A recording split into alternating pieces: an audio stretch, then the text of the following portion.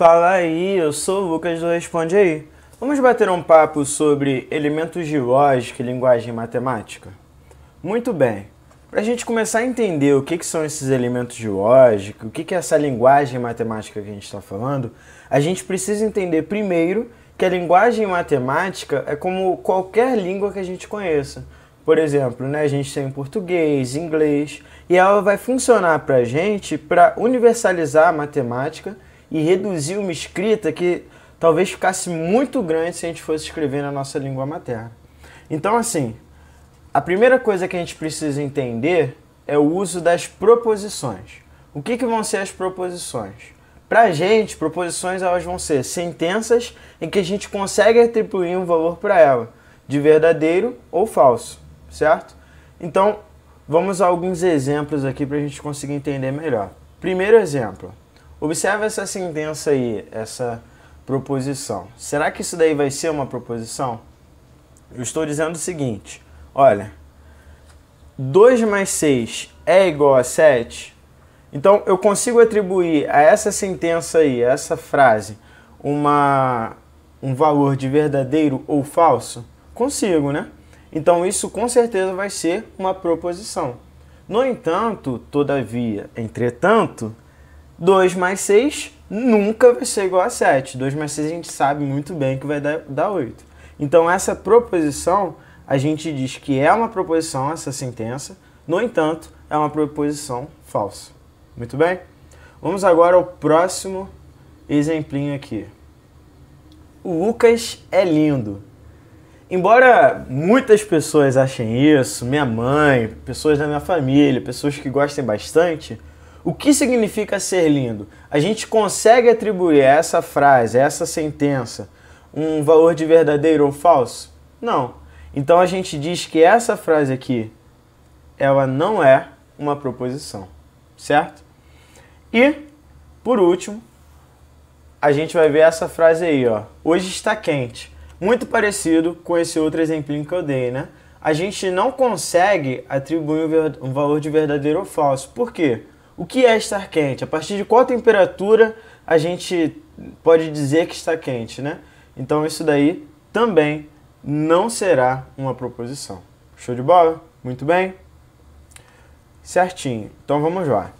A gente vai ver agora alguns tipos de proposição que vão ser importantes para a gente. A primeira delas vai ser as proposições que a gente diz que são abertas.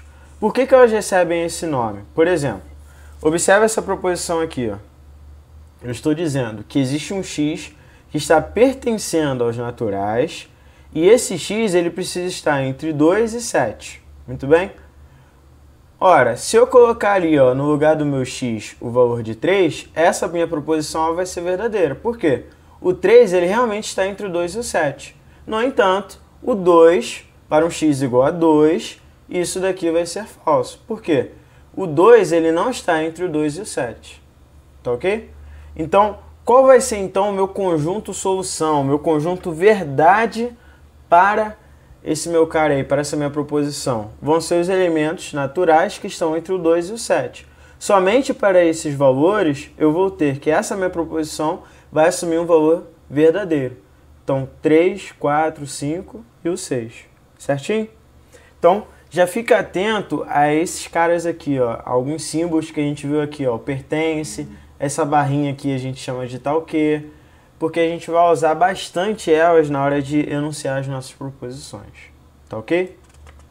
Muito bem. Proposições universais e particulares. Para isso aqui, a gente vai precisar entender primeiro o que são quantificadores. O nome ele já diz bastante para a gente, né? Ele está quantificando, dizendo quanto tem, ou quanto vai abranger de determinada coisa. Quando a gente fala de quantificador, a gente está pensando em 3 tipos diferentes. O primeiro dele, que é o universal, né? É esse símbolo aqui, ó, o A de cabeça para baixo. Ele significa para todo, ou seja, vai funcionar para qualquer valor que a gente colocar ali, que pertencer a um conjunto de discurso, a um universo de discurso que a gente está trabalhando. Beleza? O outro vai ser o existe, que é esse ao contrário aqui. E também a gente vai trabalhar bastante com o existe, com esse sinalzinho aí de exclamação. Quer dizer que ele existe e é único. Esses dois aqui vão ser soluções particulares, vão ser proposições particulares. E esse primeiro aqui vai ser para proposições que a gente chama de universais, que vão sempre valer. Tá ok? Mas, para a gente entender isso daqui melhor, nada melhor do que um exemplinho, certo? Vamos aos nossos exemplos aqui. Ó. Observa essas sentenças. Primeiro, ó, essa nossa sentença aqui. O que eu estou dizendo? Ó? Para todo n pertencente ao conjunto dos naturais, então o conjunto dos naturais é o nosso universo de discurso, beleza? Essa vírgula aqui, ó, a gente vai dizer que ela significa temos que, tá vendo? Temos que 2n é par, tá ok? Então é assim que a gente vai ler essa sentença aqui que a gente está escrevendo bem menor em nossa língua materna, em português, tá ok? Próxima sentença aí para a gente observar, próxima proposição. Existe um número natural n, tal que, então essa barra aqui ó, para cima, no sentido da vertical, significa o tal que n é menor que 3, certo? Então observa que essa linguagem matemática que a gente tem usado aqui, ela funciona muito para reduzir a nossa escrita, né? Olha o tamanho que ficaria essa frase aqui e olha como a gente escreveu ela na linguagem matemática, muito mais bonito, né? E por último, essa nossa proposição aí, ó. Existe e é único, ou seja, existe um único natural, n, tal que ele é menor do que 1, certo? Tranquilinho? Então, ó, essa primeira aqui vai ser universal, porque está dizendo respeito, né, a todos os valores que pertencem a esse conjunto dos naturais, e essas duas aqui, ó, são proposições particulares, porque não correspondem a todos, podem não corresponder a todos os elementos do conjunto dos naturais. Show de bola? Muito bem. Vamos entender agora o que são exemplos e contra-exemplos. Isso daí é bem simples. Para isso a gente vai usar essa proposição aqui, ó.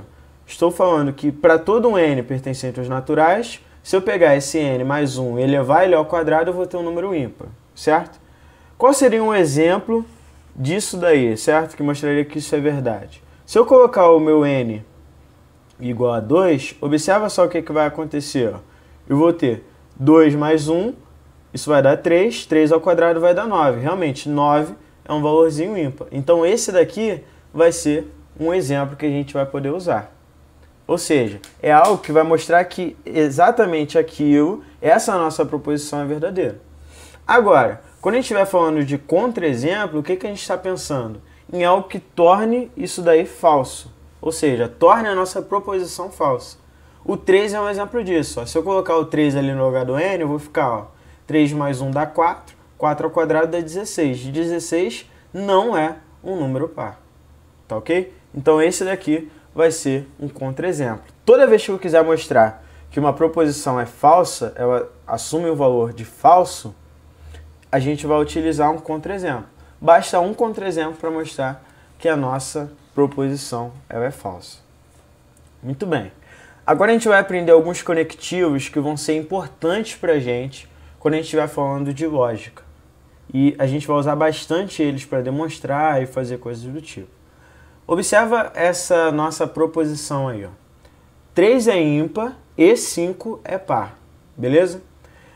Para a gente escrever isso de uma forma mais simples, numa linguagem matemática, a gente vai utilizar alguns artifícios. Primeiro, a gente normalmente escreve as partes dessa nossa frase aqui utilizando essas letras aqui, ó, o P, o Q.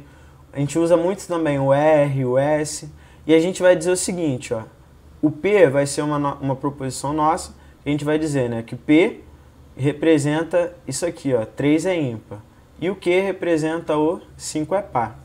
Esse E aqui, ele vai ter um sinalzinho já colocado pra gente. Vai ter um conectivo, que vai ser o seguinte, ó. P e Q, que é esse sinalzinho aqui de acento circunflexo, né? Então, o que a gente está escrevendo aqui é P e Q. Nada mais é do que a gente escrever essa nossa sentença aqui matemática de uma outra forma. Agora eu pergunto a você, você acha que essa sentença aqui, ela é verdadeira ou ela é falsa? essa sentença que eu disse aí, ó, 3 é ímpar e 5 é par. A gente sabe que realmente, né, o 3 ele é ímpar. No entanto, o 5 ele não é par.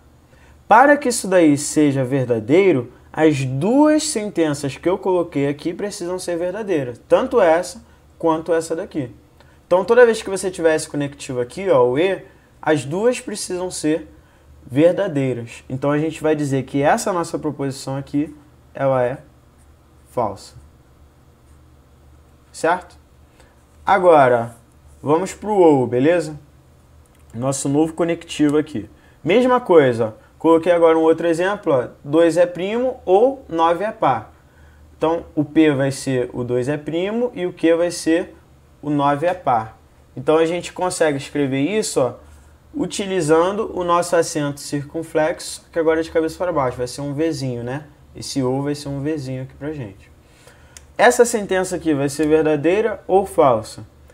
Quando a gente tiver um OU, a gente só precisa que pelo menos uma das sentenças seja verdadeira para dizer que toda a nossa proposição vai ser verdadeira. Então, ó, o 2 ele é primo, no entanto, o 9 não é par. Mas como uma delas é verdadeira, a gente pode afirmar que a nossa proposição vai ser verdadeira.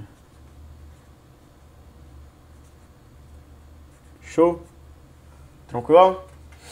Muito bem. Então, observa a tabela verdade desses dois caras, ó. Como eu mostrei para você, quando a gente tiver o nosso E, só vai ser verdadeiro quando as duas sentenças aqui forem verdadeiras. De contrário, isso daqui vai ser falso. Já quando a gente estiver falando do OU, a gente vai ter sempre esse cara sendo verdadeiro. Só vai ser falso se as duas sentenças que eu tiver, tanto a P quanto a Q, forem falsas. Tá ok? Tranquilinho? Muito bem.